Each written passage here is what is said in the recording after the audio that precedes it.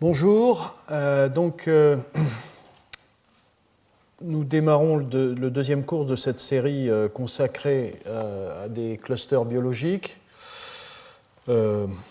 Évidemment, une grande famille de ces clusters, donc je rappelle, ces assemblages multinucléaires d'ions métalliques. On a vu la dernière fois donc, les clusters fer-soufre, dont on a bien compris qu'ils étaient très abondants dans les systèmes biologiques, avec tout un tas de fonctions. Et aujourd'hui, nous allons discuter de familles d'enzymes fer-soufre, aussi bien pendant l'heure qui suit que avec Sandrine Olanier-Choudens, que je suis très heureux de recevoir aujourd'hui. Je la présenterai tout à l'heure.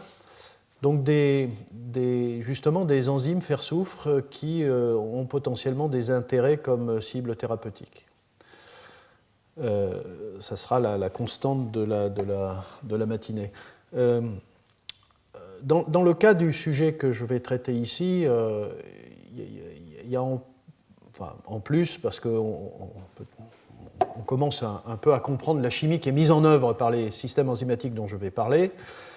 Il y a une chimie qui est d'une très très grande complexité, qui a été très récemment décortiquée, à la fois par des outils de spectroscopie très pointus, de la biologie structurale, des analogues de substrat, des inhibiteurs, du marquage isotopique. Enfin, on a un bel exemple de ce qui a pu être traité ces dernières années. Vous allez voir, les articles datent en gros, entre la fin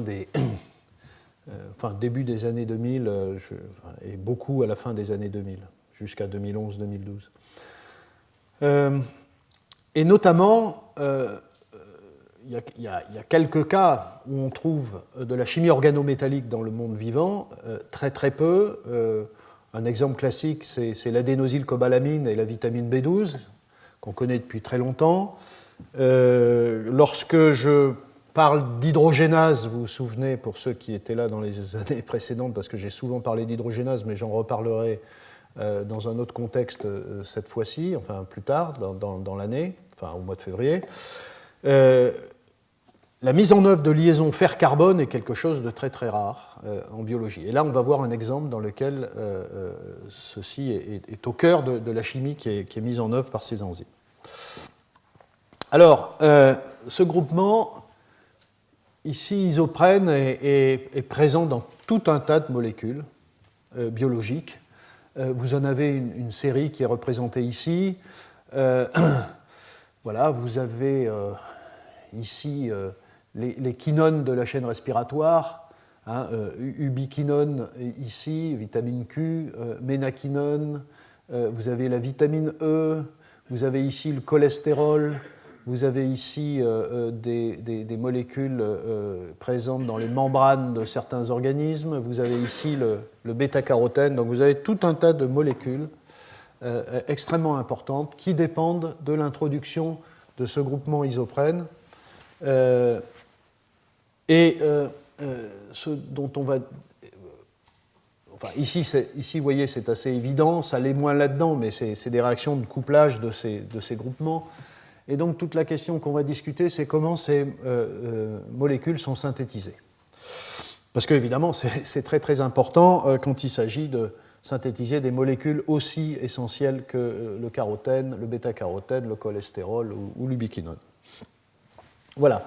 Et ce n'est pas l'isoprène, celui que je vous ai montré, mais c'est l'isopentényl pyrophosphate ou le méthylallyl pyrophosphate qu'il faut synthétiser pour accéder à toutes ces molécules, stérol, dolicol, triterpène, caroténoïdes, ubiquinone et également modification d'ARN de transfert.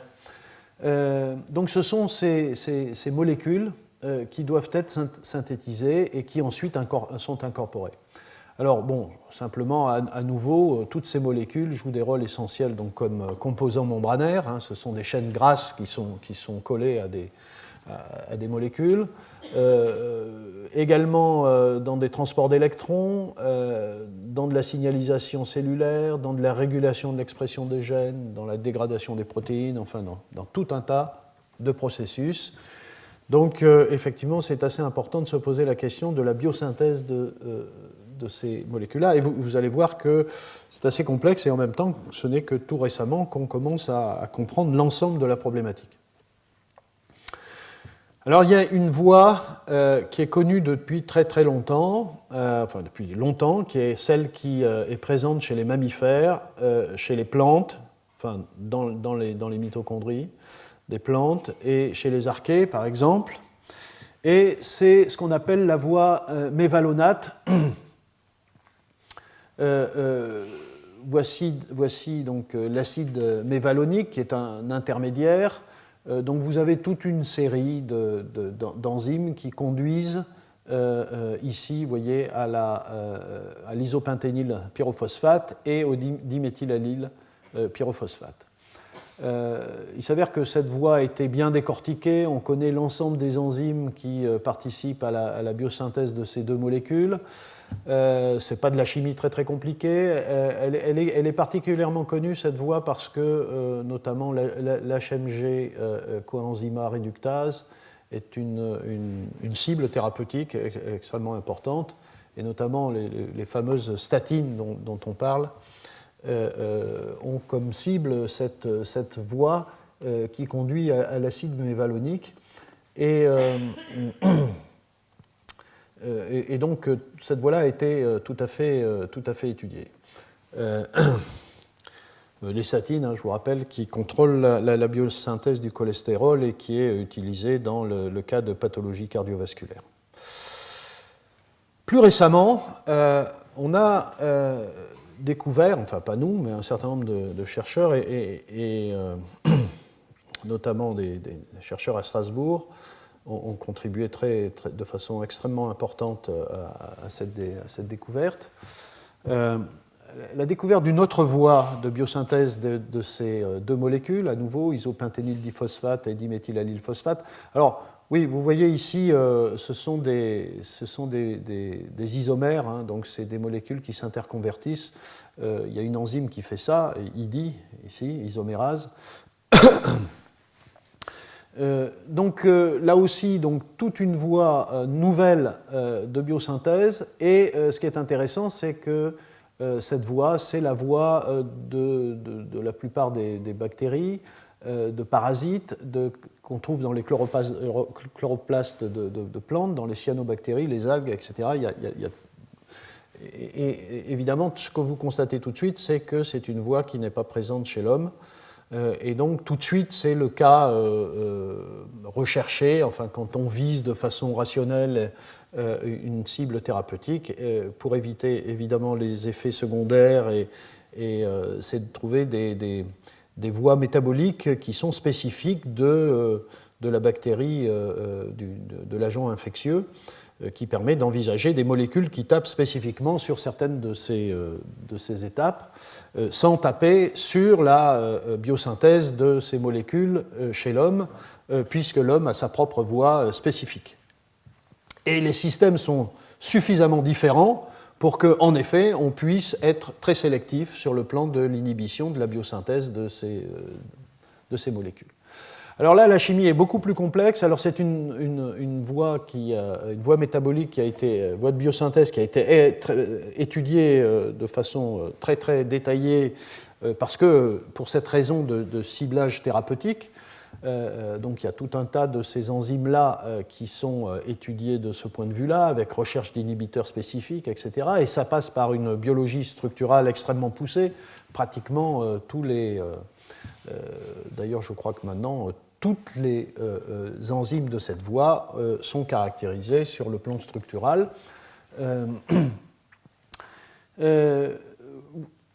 Voilà. Donc, une recherche très intense sur ce domaine. Alors, il s'avère que les deux dernières étapes, ici avec des noms différents selon la littérature, mais plus récemment, appelons-les ISP-G et ISP-H, qui font cette transformation, catalysent cette transformation du méthylérythritol cyclodiphosphate. Vous voyez ici une molécule cyclique avec une liaison carbone-oxygène ici. Et cette molécule subit un certain nombre de transformations qui commencent d'ailleurs par la cassure de cette liaison carbone-oxygène pour donner les molécules qui nous intéressent et qui sont donc ces fameux précurseurs d'isoprénoïdes. Voilà, donc une nouvelle représentation de cette voie de biosynthèse. Alors, en fait, les travaux les plus récents portent sur ces deux ISPG et ISPH, sur ces deux étapes, parce que c'était les dernières à être caractérisées sur le plan enzymatique, sur le plan mécanistique, sur le plan structural, bien après toutes les autres. Et donc je vais, si vous voulez, discuter de la chimie de ces deux protéines, ISPG et ISPH. Donc la première étape, c'est cette transformation donc, du méthylérythritol cyclodiphosphate en hydroxyméthylbutényl diphosphate. Vous voyez, il y a cassure de la liaison carbone-oxygène et il y a formation d'une double liaison ici.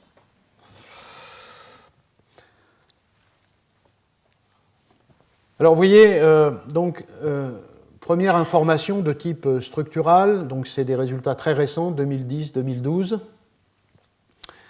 Et observation, on le voit sur la structure, mais ceci était connu depuis quelques années. En effet, ces deux protéines, je les traite aujourd'hui parce que ce sont deux protéines fer-soufre. Ce sont deux protéines dont l'activité dépend absolument de la présence d'un cluster fer-soufre dans la protéine. Ceci avait été établi par différentes méthodes, les mesures de fer, de soufre, de la spectroscopie. Mais vous voyez, à la fin des années 2010, 2010-2012, donc apparaissent les structures aux rayons X qui donnent des informations évidemment tout à fait utiles à l'échelle atomique et qui permettent d'avoir une approche rationnelle peut-être du point de vue de la question thérapeutique. Alors, tout de suite, on observe des choses intéressantes. Bon, c'est un homodimère, il y a une interface entre les deux monomères. Et on voit qu'il y a, pour chaque monomère, il y a deux domaines. Il y a ici un domaine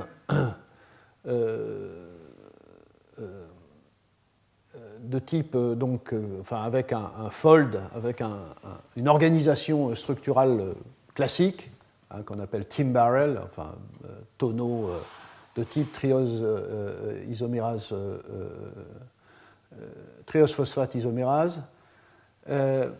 On en reparlera un peu tout à l'heure. Et puis il y a un deuxième domaine qui est celui qui contient un cluster 4 fer 4 soufre. On a zoomé ici sur ce domaine.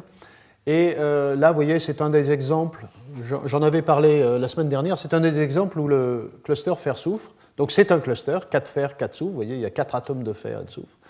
Et ce qu'on voit dans cette structure, c'est que les 4 sites de coordination des fers, les 4 liaisons à la protéine, sont occupés par 3 cystéines et ici un glutamate, le glutamate 307. Et ici, ça pose la question d'ailleurs de comment ça se passe, parce que si tout est bloqué, on ne voit pas comment un substrat peut réagir. Or, on sait qu'il y a une liaison fer-substrat. On sait que le substrat interagit avec le cluster. Donc, il y a probablement une libération d'un site de coordination. Il est possible que ce glutamate ici ait une certaine mobilité qui permet de dégager un site où le substrat viendra se fixer sur un atome de fer du cluster. L'autre information tout à fait étonnante, c'est on sait que le site du substrat, le substrat va se fixer ici, et le cluster 4 fer 4 soufre dont je viens de vous parler, et qui est censé fixer le substrat, est à une vingtaine d'angstroms de distance. Donc ça, c'est évidemment très très compliqué, c'est totalement impossible que cette structure reflète une réalité catalytique. Il y a à un moment donné un changement conformationnel extrêmement fort qui doit amener, d'une façon ou d'une autre, le substrat qui est ici, à proximité du cluster 4 fer 4 soufre. Et ça, on ne sait pas encore très bien comment ça se passe. Voilà. Donc ça, c'est la partie N-terminal. Donc c'est le site de fixation du substrat. Là c'est à nouveau le dimère complet. Donc ici, on a cette structure en tonneaux bêta, des feuillets bêta qui vont accueillir le substrat. D'ailleurs, on voit que quand on regarde le potentiel électrostatique, ici, on a une cavité positive. Ça correspond bien à l'idée qu'on se fait d'un substrat chargé négativement qui va venir se fixer ici. Et à l'entrée de cette cavité, il y a cet aspartate 81. Il y a de la mutagénèse qui a été faite, qui a l'air de jouer un rôle très très important. Dans la réaction, il y a des transferts de protons, donc ça pourrait jouer un rôle de transfert de protons. Voilà. Et évidemment, la troisième chose, c'est la nécessité d'un changement conformationnel. Vous voyez ici, le substrat pourrait se trouver par là, 20 angstroms de distance du cluster. Donc est-ce que toute cette protéine est capable est stimulée par quel signal de venir s'approcher du substrat? Voilà.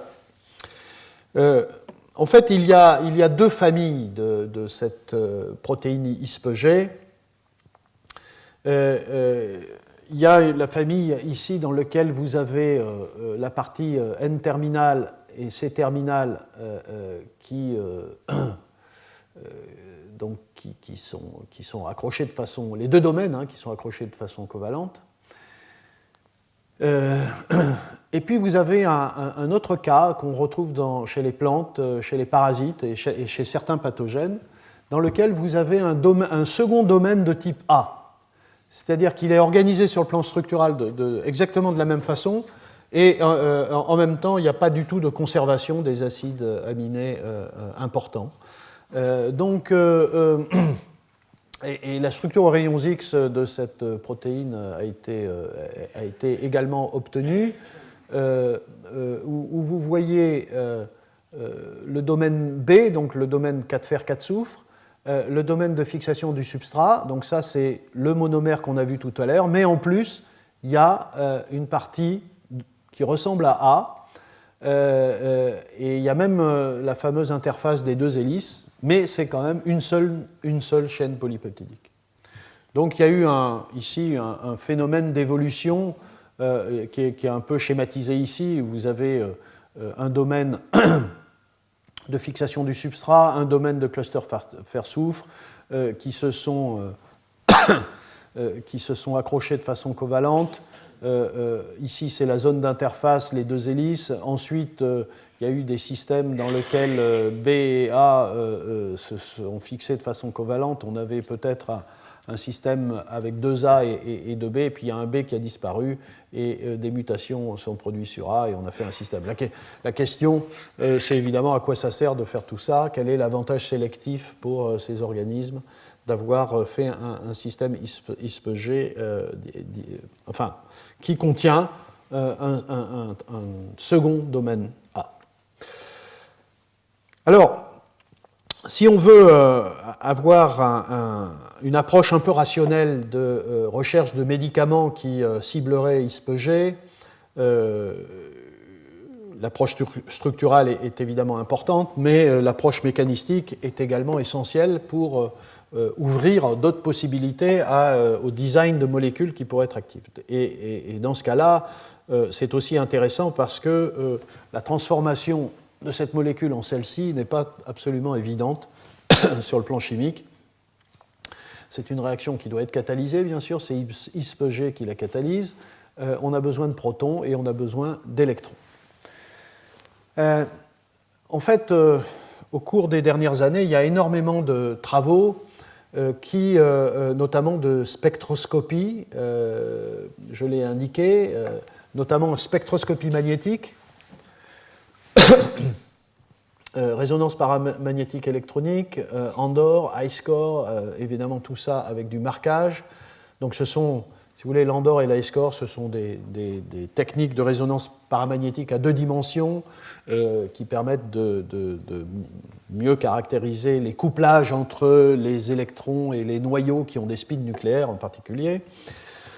Je ne veux pas rentrer dans le détail. Peut-être qu'un jour, je développerai un peu toutes ces techniques qui sont absolument essentielles, notamment à l'étude des métalloprotéines. Ce qui a été bien montré, c'est qu'on pouvait détecter des intermédiaires réactionnels. Et dans tous les cas, ces intermédiaires réactionnels qu'on observait par résonance paramagnétique et électronique indiquaient une interaction entre le cluster fer-soufre et le substrat. Je l'ai dit tout à l'heure, mais c'est exactement ce qui se passe. Donc vous avez un premier intermédiaire, vous voyez, bon, ça c'est un signal de résonance paramagnétique électronique qui indique qu'il y a un électron célibataire sur cette espèce. Donc c'est intéressant parce qu'on peut avoir des idées sur l'état redox du système. Et ici, lorsque vous marquez le fer avec du fer 57, vous voyez en bleu des modifications. Donc ceci indique très clairement que ce que vous voyez, c'est bien le cluster fer-soufre. C'est-à-dire vous voyez ce qui se passe au niveau du cluster fer-soufre. Parce que le marquage au fer 57 a une énorme modification sur les spectres de résonance paramagnétique. Donc en gros, vous voyez un premier intermédiaire à des échelles de temps très très courtes, et puis vous voyez un deuxième signal beaucoup plus tard. Vous voyez quelques minutes de réaction. Alors, intéressons-nous au premier intermédiaire, qu'on appelle FES-A. Il y a eu énormément de travaux là-dessus. Vous voyez, il a fallu... voilà le substrat. C'est un substrat qui n'est pas évident à synthétiser. Néanmoins, les chimistes organiciens, notamment à Strasbourg, mais un peu partout maintenant dans les laboratoires qui étudient ce type de système, ont été capables de faire des synthèses de ces molécules marquées au carbone 13 spécifiquement dans la position 2 ici, de carbone 13 en position 3 ici,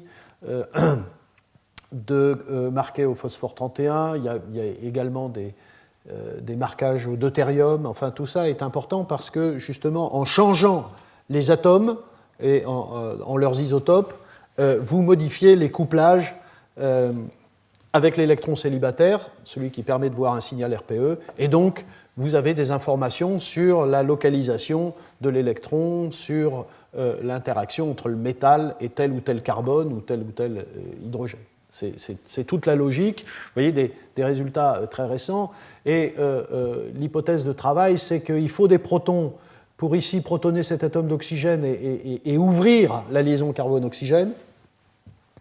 Et puis, tout un tas d'informations venant de ces expériences-là montrent que l'atome de fer interagit avec cet atome d'oxygène. Et tout un tas de formules ont été proposées pour cet intermédiaire. Et finalement, c'est ce ferraoxétane ici, vous voyez, avec ce cycle à 4 atomes, dont un oxygène et un atome de fer, qui est le fer du cluster 4 fer 4 soufre, qui est une structure assez originale, et toutes les données expérimentales s'accordent autour de cet intermédiaire réactionnel. Cet intermédiaire réactionnel, il vient donc d'une ouverture de cette liaison carbone-H, l'ouverture du cycle, de la fixation du fer sur l'oxygène et de l'arrivée de 2 électrons. Et donc c'est ce qui est résumé ici, si vous voulez. Donc vous voyez, le fer, dans cet état-là, n'a pas d'électron célibataire, il est silencieux en résonance paramagnétique électronique, c'est-à-dire si vous faites un spectre, vous voyez quelque chose de plat. Il se fixe ici. Cette interaction fragilise, à cause des propriétés acides de Lewis du cluster, fragilise la liaison carbone-oxygène, protonation, ouverture, c'est un carbocation, et ensuite le cluster donne 2 électrons. Vous voyez, il y a un électron qui est arrivé d'une source exogène, il donne 2 électrons pour arriver à cette entité ici. C'est-à-dire que vous voyez, ce plus devient moins et vient faire une liaison. Si vous envoyez 2 électrons sur un plus, ça fait un point d'abord et un moins, et si vous fermez, c'est-à-dire l'équivalent de ça, et vous fermez, ici vous avez cette entité-là. Donc ça c'est le premier intermédiaire.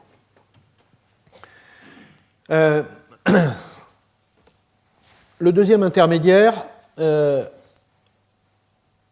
eh bien, ce n'est pas un intermédiaire, et là je ne vais pas rentrer dans le détail, c'est le produit de la réaction fixé au cluster. Donc là aussi, vous voyez le type de spectre Andor qu'on peut analyser en montrant des couplages avec du carbone 13, avec du phosphore 31, enfin, etc. etc.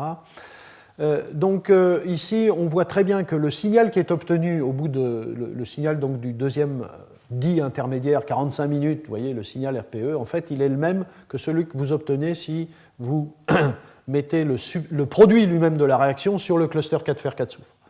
Donc ça, c'est une première indication que ce que vous voyez, en fait, c'est que la réaction est terminée, il y a le produit qui s'est formé, et il est toujours fixé sur le cluster 4 fer 4 soufre. Et là encore, voilà le type de structure que la spectroscopie suggère, avec une double liaison, donc carbone-carbone, et le fer qui s'accroche sur ces deux atomes de carbone. Voilà. Alors, ça,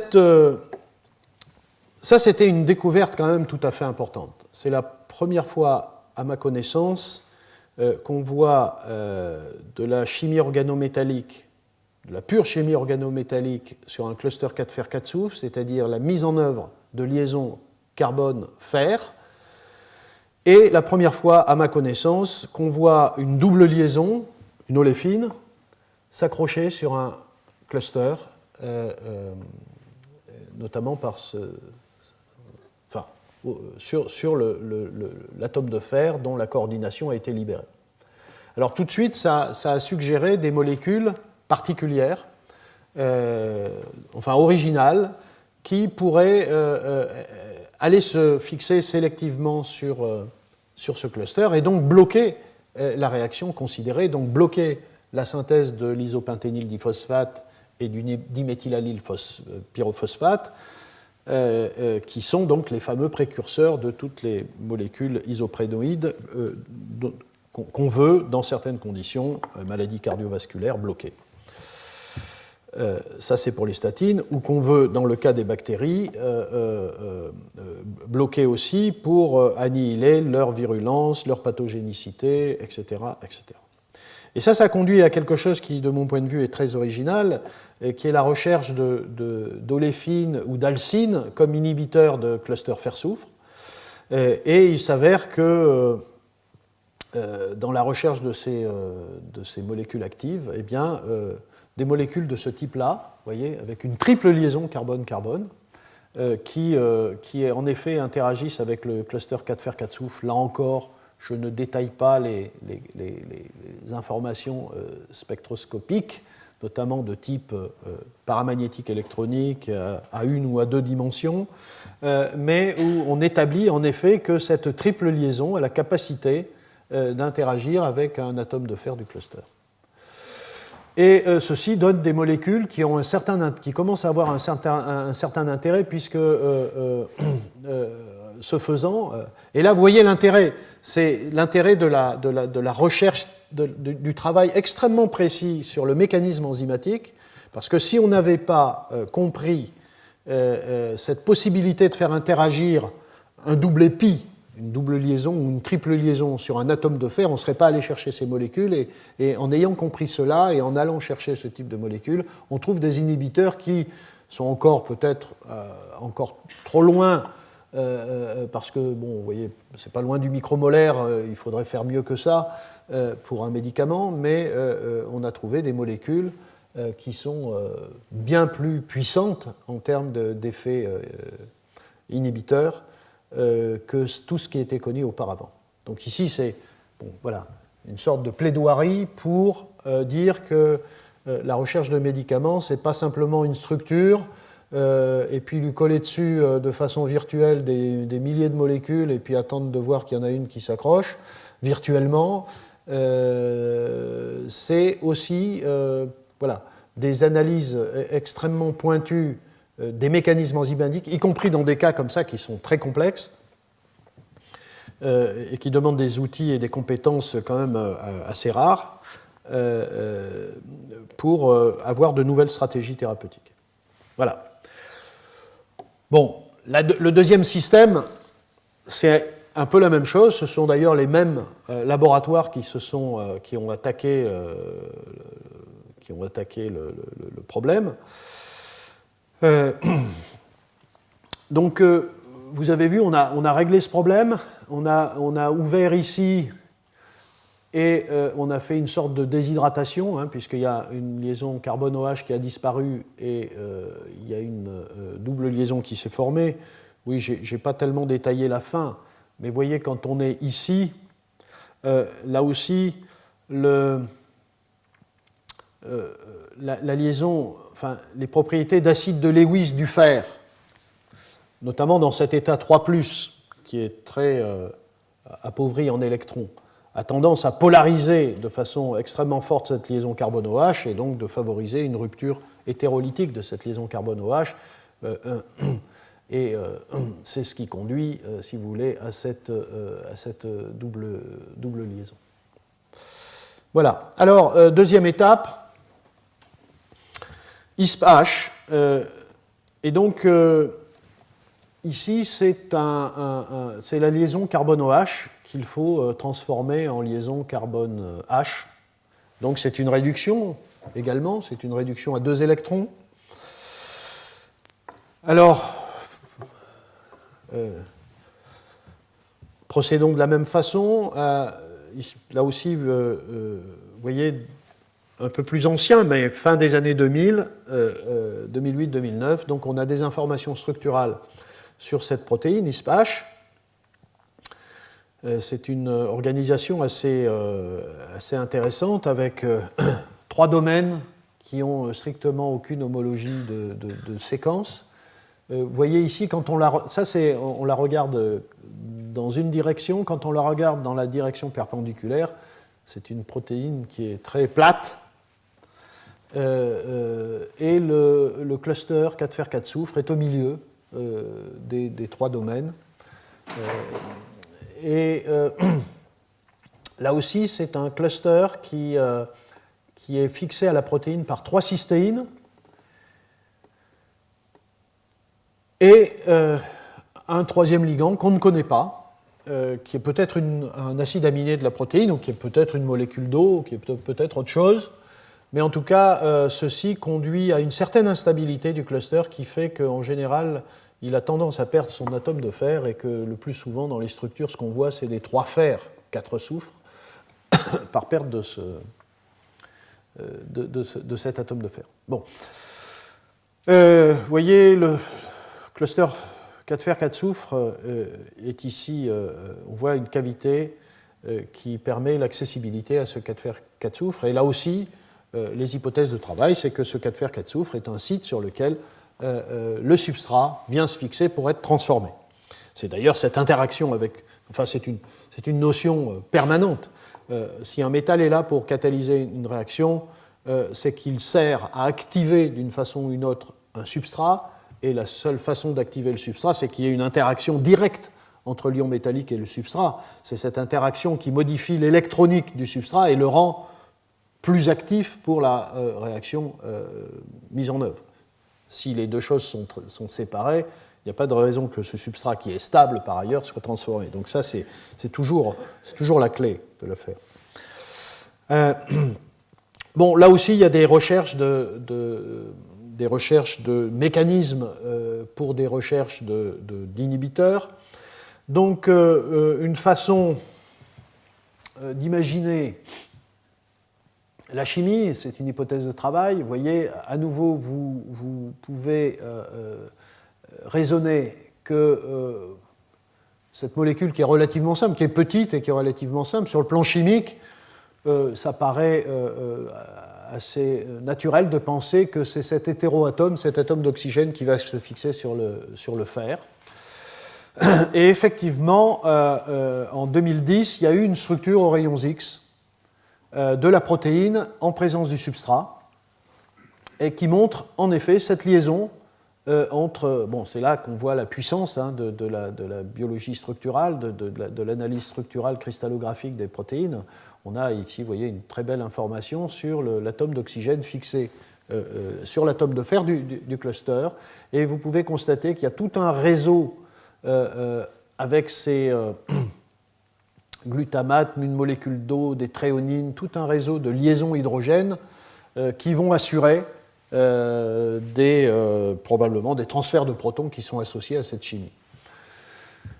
Mais là, clairement, l'évidence est nette, il y a une liaison fer-oxygène. Ensuite, ce fer va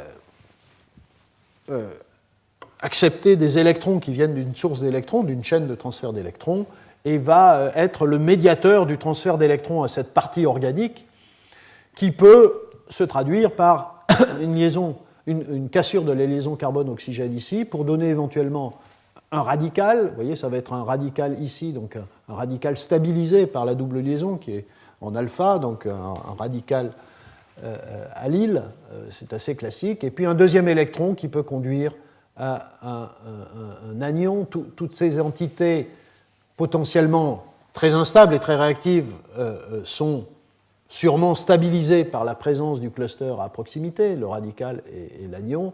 Et évidemment, ensuite, il y a protonation. Et le substrat ici est transformé en ces fameux isopentényl pyrophosphate et diméthylallyle pyrophosphate. Donc une chimie là qui est un peu moins compliquée que la précédente, mais qui a aussi été décortiquée par toutes les méthodes dont j'ai parlé tout à l'heure. Il s'avère que cette fameuse cassure de la liaison carbone-oxygène, dans le même papier de PNS en 2010, les gens ont vu des cristaux qui, ayant subi les photoélectrons pendant l'irradiation, ont vu en effet des structures où le 4 fer 4 soufre est en présence d'un intermédiaire dans lequel il n'y a plus d'atomes d'oxygène. Voilà, donc on peut penser que le mécanisme, en effet, je recommence, le fer, c'est un état fer 3 qui fixe l'atome d'oxygène. Vous avez un électron, il envoie cet électron ici, vous avez un radical intermédiaire, et ensuite ça évolue comme je l'ai dit. Alors, dans la littérature, je ne veux pas rentrer très lourdement dans les détails, mais il y a deux types de mécanismes que vous voulez voir, des mécanismes dans lesquels il y a en effet des intermédiaires radicalaires, mais qui n'ont jamais été vus, et puis des mécanismes dans lesquels on exclut la présence d'entités radicalaires. Donc ça, c'est quelque chose qui ressemble à la réduction de Birch. Donc vous voyez, vous avez arrivé d'un électron, cet électron réduit la double liaison, vous faites donc une double liaison, vous pouvez l'imaginer comme un biradical, point-point, vous envoyez un électron, donc vous avez un radical anion, point-moins. Cet anion permet l'ouverture de la liaison carbone-OH. Donc vous avez ce radical allyle intermédiaire, deuxième électron, un anion. Donc ici, il y a plusieurs radicaux, vous voyez, celui-ci, celui-là, qui sont prévus par le mécanisme. Et puis en fait, assez récemment, vous voyez, 2010-2012, à nouveau, des études du type de celles que j'ai indiquées pour ISPG montrent tout un tas d'intermédiaires réactionnels possibles. À nouveau, résonance paramagnétique électronique avec tout un tas de marquages au fer 57, au deutérium, à l'oxygène 17, de l'andor avec du marquage au carbone 13, au phosphate 31, au phosphore 31, etc. Enfin, c'est un boulot absolument considérable qui a été mis en œuvre avec des synthèses de marquage très sélectifs. Donc, c'est des années de travail de synthèse. Je ne vais pas détailler ni l'observation des couplages andor, ici avec les différents isotopes deutérium, phosphore, carbone, ni ceci, mais tout ça pour dire que toutes les informations de type spectroscopique indiquent à nouveau que ce cluster 4 fer 4 soufre, donc maintenant de ISP-H, pas de ISP-G, mais de ISP-H, est en effet capable de développer une liaison, une sorte de complexe pi, une liaison avec la double liaison, avec le doublet pi du substrat, qui est cette molécule qui va subir la perte du groupement OH ici. Donc vous voyez ce type de liaison. Donc à nouveau, l'observation je dis pour la première fois, mais cette première fois englobe à la fois ISPG et ISPH, cette observation que les clusters 4 soufre sont capables de mettre en œuvre une chimie qui est tout à fait originale, c'est-à-dire d'interaction avec des doubles épis. Un autre intermédiaire réactionnel a été obtenu. Ah oui, ici, cet intermédiaire-là a été obtenu dans le cas d'une mutation particulière. Donc il y a un acide aminé E126 qui a été muté, vous voyez, qui est celui-ci, qui évidemment joue un rôle très très important et qui a dû bloquer une étape, par exemple, de transfert de protons, qui a permis au substrat de se fixer et de rester fixé. Un autre intermédiaire réactionnel a pu être obtenu, qui a été obtenu soit sans excéder, en absence totale de réducteur, mais avec le cluster réduit, c'est-à-dire qu'on est dans une sorte de chimie stoichiométrique, ou bien par des expériences de freeze quench, c'est-à-dire de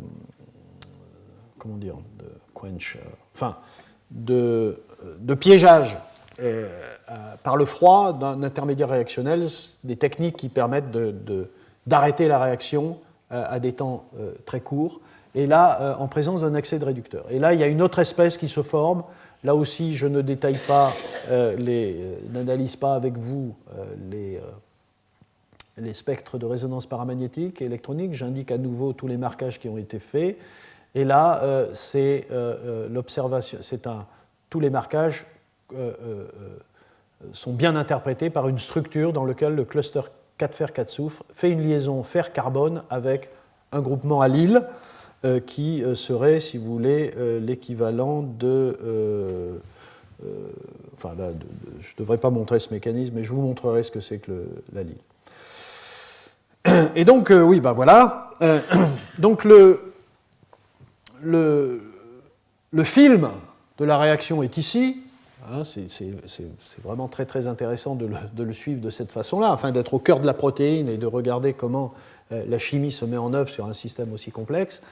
Et donc là, il n'y a pas d'intermédiaire réactionnel, c'est-à-dire tous les transferts d'électrons se font en permanence au sein d'entités où la liaison fer-carbone est maintenue d'une façon ou d'une autre, de sorte que le carbone n'est jamais insaturé, c'est-à-dire avec des radicaux ou des anions, mais on a tout le temps le contrôle par le métal.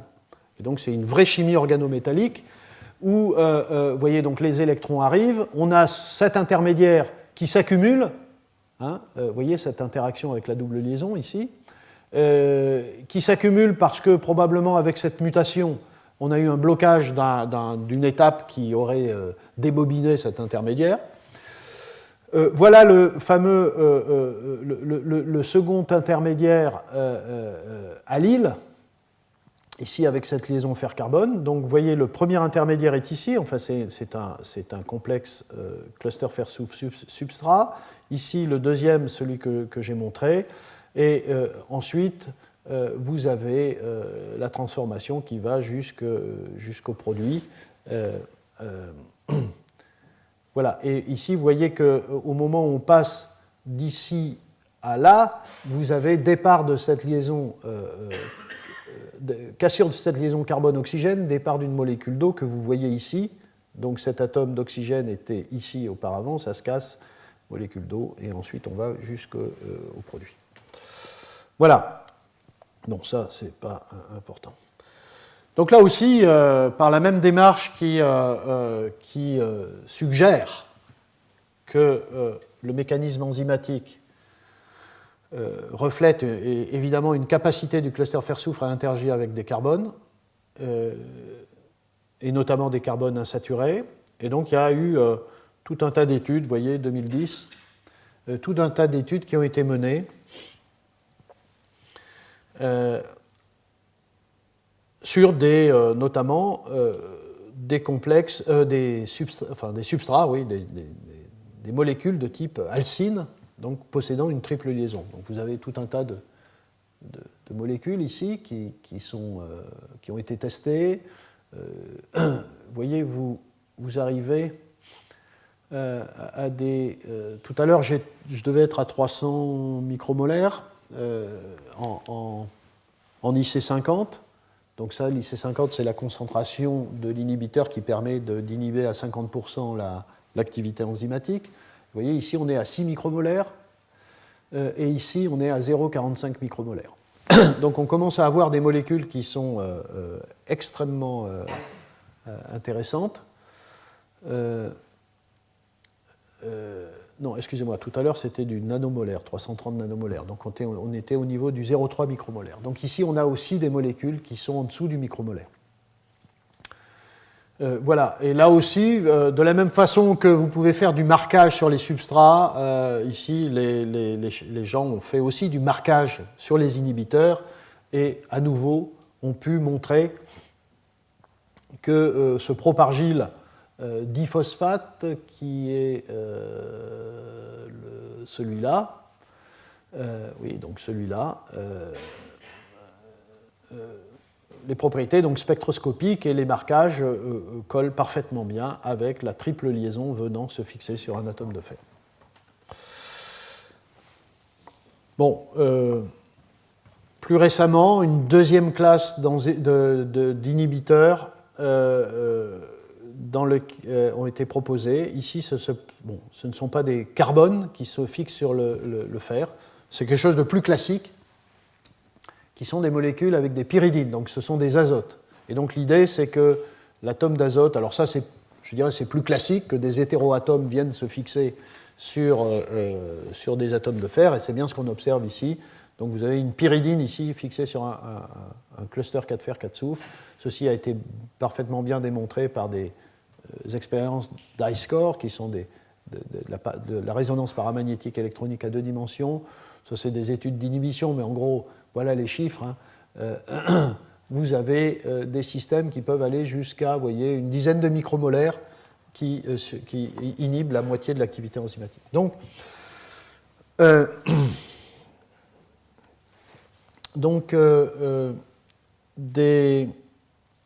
voilà, 2 systèmes enzymatiques qui ont été très très étudiés au cours de ces dernières années, qui sont absolument essentiels pour la biosynthèse d'isoprénoïdes chez les bactéries et qui sont des cibles thérapeutiques de ce point de vue-là.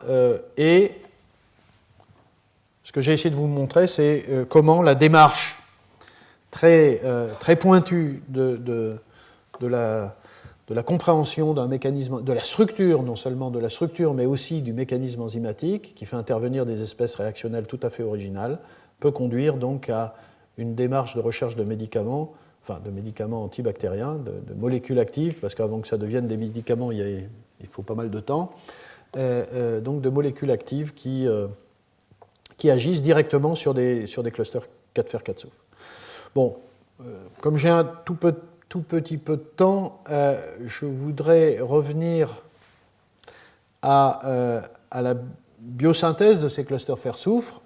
Alors je le fais d'autant plus volontiers que c'est un travail qui a été mené d'une part au laboratoire avec Sandrine, d'autre part avec Frédéric Barras, le groupe de Frédéric Barras à Marseille, que vous avez entendu, en tout cas ceux qui étaient présents la semaine dernière, pour nous parler de la problématique de la biosynthèse des clusters fer-soufre. Et qui est la question suivante.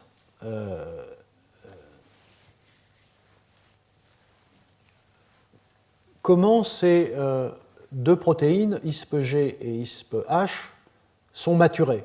C'est-à-dire, est-ce qu'il y a des systèmes spécifiques qui introduisent les clusters 4 fer 4 soufre dans ces protéines? Vous vous souvenez encore une fois pour ceux qui étaient là, vous vous souvenez que la semaine dernière, on était confronté à un problème de spécificité des maturations. On a dit qu'on avait quelque chose comme 200 protéines fer-soufre chez Escherichia coli, par exemple, et pourtant il n'y avait que 2 systèmes de maturation, ISC et SUF. On avait bien dit qu'il y avait quelques protéines annexes qui étaient impliquées, mais là on est confronté à un problème qui est que la nature a évidemment pas choisi d'avoir un système de maturation spécifique pour chaque protéine fer-soufre, sinon il faudrait 200 maturases pour 200 protéines fer-soufre, et en même temps comment elle fait avec un nombre très très limité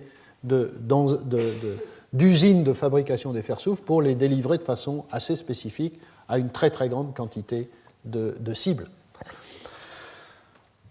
Alors là, on a peut-être le cas d'un système qui est assez spécifique, probablement à cause de l'importance de ces protéines, l'importance fonctionnelle, et en effet, l'histoire peut être racontée de la façon suivante.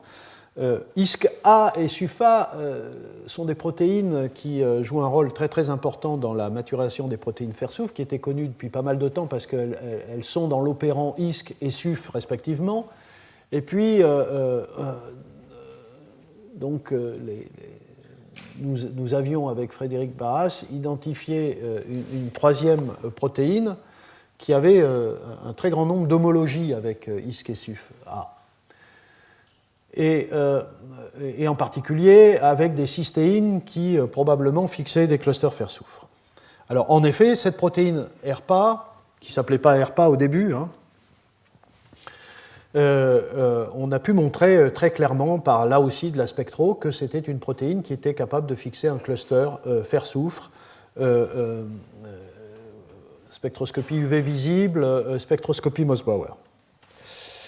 Ce qu'ont montré les Marseillais, et nous avons un membre éminent ici dans cette salle, ce qu'ont montré ces Marseillais, c'est que ERPA avait un rôle tout à fait important et on a pu détecter très très rapidement un lien entre ERPA et la biosynthèse de quinone, qui sont des isoprénoïdes. Non seulement ERPA était essentiel pour la respiration, mais on avait pu observer un déficit en quinone dans le mutant ERPA. Donc tout un tas de mesures ont été faites sur l'ubiquinone, la médaquinone, la déméthylménaquinone, etc. Ici vous avez l'ubiquinone. Et comme vous le voyez, les taux de ces quinones dans les mutants sont particulièrement bas. Et donc là, on avait quelque chose de très très spécifique, ce qui n'est pas le cas de ISCA et SUFA. Et donc, l'hypothèse de travail a été que peut-être ERPA était un système de maturation très très spécifique de ISPG et de ISPH, qui sont les 2 seuls systèmes dans la biosynthèse des isoprénoïdes, dont font partie les quinones et qui évidemment participent à la respiration. Ce sont les 2 seuls systèmes dans la voie métabolique qui contiennent des clusters 4 fer 4 soufre. Alors comme ces systèmes sont essentiels, Frédéric Barras et son groupe ont fait quelque chose qui est absolument remarquable, dont il a parlé la semaine dernière, c'est que pour pouvoir travailler avec des bactéries qui ne contenaient pas des systèmes de maturation de ces deux molécules, isopentényl diphosphate et diméthylallyl diphosphate, ils ont, et sans lesquels évidemment la bactérie n'est pas viable, donc pas étudiable, ils ont réussi à introduire le système de biosynthèse de ces molécules de mammifères, donc la voie mévalonate. Donc vous avez une bactérie qui est capable d'exprimer la voie mévalonate de biosynthèse de l'IPP et du DMAPP, de sorte que si à un moment donné il n'y a plus d'activité GCPE ou LIDB, malgré tout on peut déclencher la biosynthèse de ces molécules qui sont absolument essentielles en ajoutant du mévalonate et en stimulant la voie du mévalonate. Bon, c'est ce qu'ils ont fait, et ils ont construit ces souches. Et simplement, vous le voyez ici, en gros, lorsque vous avez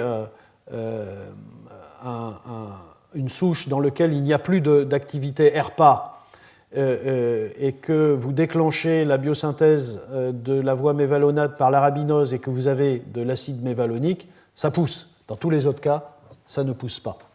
Donc on avait des indications ici que, en effet, ERPA est impliqué dans la voie de biosynthèse des isoprénoïdes, enfin de diméthylallylphosphate et de l'isopenténylpyrophosphate. Voilà. Et nous avons pu démontrer par voie biochimique qu'en effet, lorsque vous avez un cluster fer-soufre, voilà, lorsque vous avez un cluster fer-soufre dans un ERPA et que vous faites interagir ERPA avec GCPE, par exemple, enfin ISPG, pardon, à ce moment-là, vous avez transfert du cluster 4fer4-soufre dans cette protéine. À ce moment-là, ISPG devient actif. Donc tout cela, à la fois les approches microbiologiques, qui montraient que, en effet, la seule façon de réparer l'absence de ERPA, donc de réparer l'absence de ISPG et ISPH, était d'introduire spécifiquement la voie de biosynthèse de diméthylallylpyrophosphate et de l'isopenténylpyrophosphate par la voie mévalonate exogène.